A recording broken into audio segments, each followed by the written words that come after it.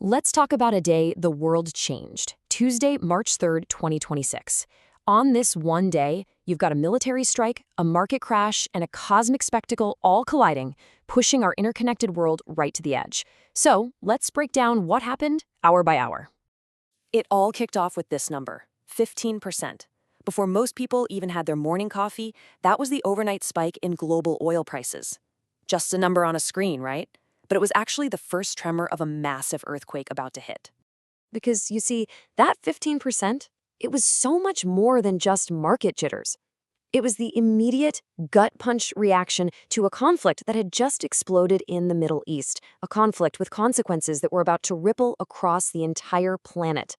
Okay, to really get what's going on, we have to zoom in, right to the heart of it all.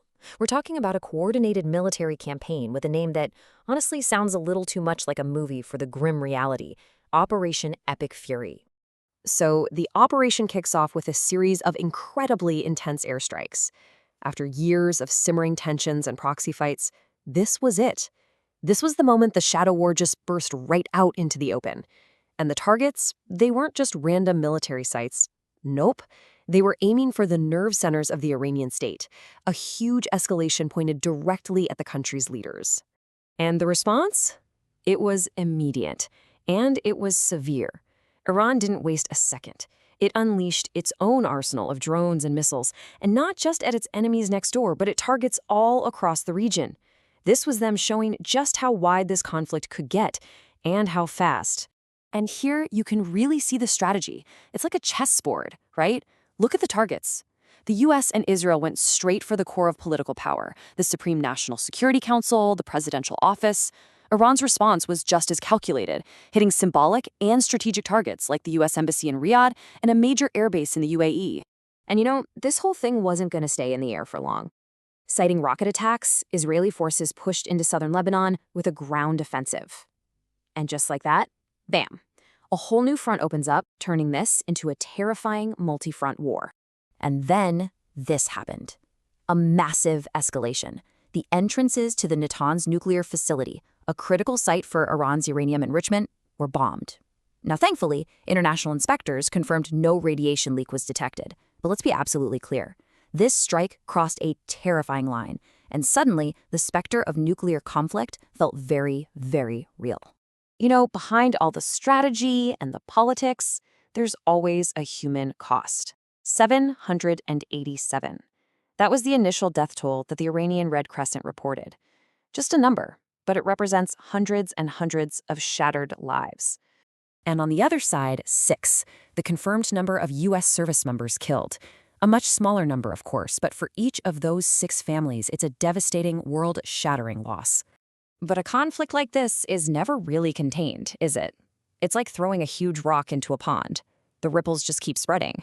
So let's zoom out now from the epicenter and trace those shock waves as they traveled across our very connected world.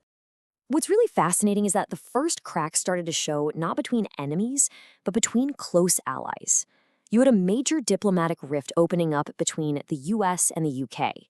President Trump was apparently pushing for a full-scale operation, while Prime Minister Starmer was voicing these deep fears of an uncontrollable regional war. 2 very different playbooks. So, the diplomatic scramble was on. You had Japan's Prime Minister jetting off to Washington for some pretty tense talks. The UK, even while disagreeing with the US, sent a warship to protect its own assets in the area. And then you get this huge economic signal. Qatar Energy just halted all its downstream production. Basically, they stopped making fuel, sending a massive shockwave of instability through the markets. And what's the result of all that instability? Well, you're looking at it. Pure financial panic. Stock markets like Japan's Nikkei just plunged. And look, there's that number again, 15%. That spike in energy prices was making the world's economic fears a painful reality. So why was everyone panicking? Well, it really just comes down to geography. The Strait of Hormuz, think of it like a vital artery for the world's oil supply, was suddenly right in the middle of a war zone. With that artery threatened, countries started a desperate scramble to get energy from anywhere else they possibly could. You know what they say, crisis makes for strange bedfellows. And that scramble led to this staggering number, $2.6 billion. That's the value of a brand new uranium deal between Canada and India. It basically reset a strained relationship overnight, purely out of necessity. But while all this high-level political and economic maneuvering was going on, the UN dropped a really grim report. It was a reminder that in conflicts all over the globe, sexual violence was on the rise, being used systematically as a weapon of war. It's just a chilling echo of the true human cost of all of this. And yet, while humanity was so focused on all this destruction and diplomacy, the planet itself just kept spinning. The universe, well, it didn't seem to notice. And what was happening elsewhere on this very same day, wow, it offers a stunning, stunning contrast. I mean, just picture this. At the exact same time, bombs were falling on cities, people on the other side of the planet were looking up and seeing the moon turn this incredible blood red color. A total lunar eclipse. A silent cosmic spectacle, completely indifferent to the chaos happening down below. And it gets even better. At the same time, using that darkness, our own curiosity was literally reaching for the stars. Astronomers announced they'd found this, a rare quadruple star system. How amazing is that? It's just a moment of pure wonder, and a reminder that even in our darkest hours, we're still explorers. We're still looking for our place out there. And of course, the regular, messy, complex business of life, it just kept going. Japan was grappling with the massive problem of where to store its nuclear waste, and with just 100 days until the World Cup, organizers were dealing with a huge security funding gap. A crisis, sure, but a very, very different kind. So when you pull back and you look at the whole picture, what does this one day in 2026 actually tell us? I think it shows us a world living in this state of, well, this profound duality. A single day defined just as much by crisis as it was by wonder.